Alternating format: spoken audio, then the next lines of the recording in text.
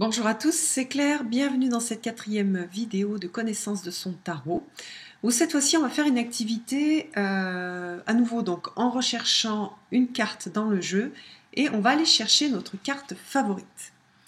Donc voilà, on va chercher la carte favorite, donc moi j'ai trouvé ma carte favorite, celle que je préfère, donc prenez bien votre temps, je redis.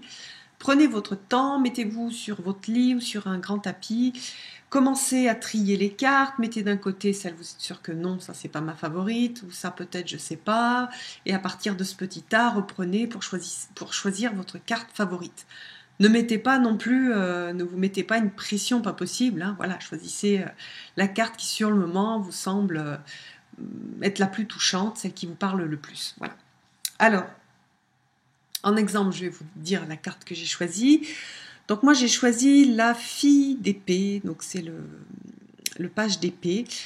Alors pourquoi j'ai choisi, pourquoi c'est ma carte favorite? Parce que en fait il y a un mélange entre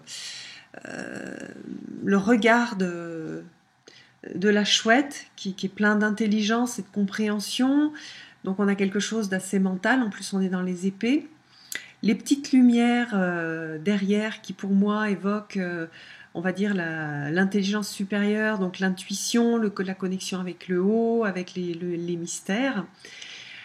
Et la paix, c'est-à-dire que dans cette carte on a les trois, et souvent c'est quand même assez compliqué d'avoir ces trois choses, c'est-à-dire d'avoir un mental fort, plus une connexion à l'intuition, plus la paix. Et j'aime beaucoup cette, cette sensation de paix qu'il y a dans cette carte. Alors après, donc, dans la carte, donc voilà, on va décrire ce qu'on aime dans la carte en quelques mots. Et puis, on va mettre, quand je regarde la carte, comment est-ce que je me sens? Donc moi, je me sens dans un état un peu d'équilibre.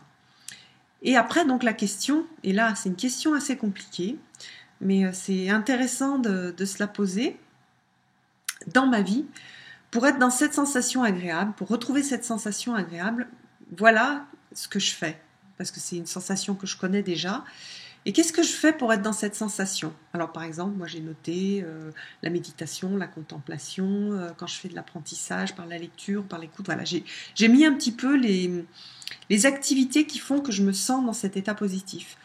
Alors là, on est sur du développement personnel, c'est-à-dire qu'on va se servir de la carte pour noter un peu les activités qui me font me sentir, enfin qui me font être dans un état positif.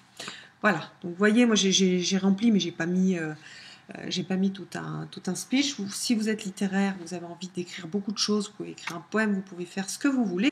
Et bien voilà, je vous laisse donc travailler avec votre carte favorite. Vous allez voir, c'est un moment agréable. Et puis prenez un peu des forces pour les 2 prochaines vidéos où là on va travailler sur les cartes qui nous gênent et les cartes qui nous font peur.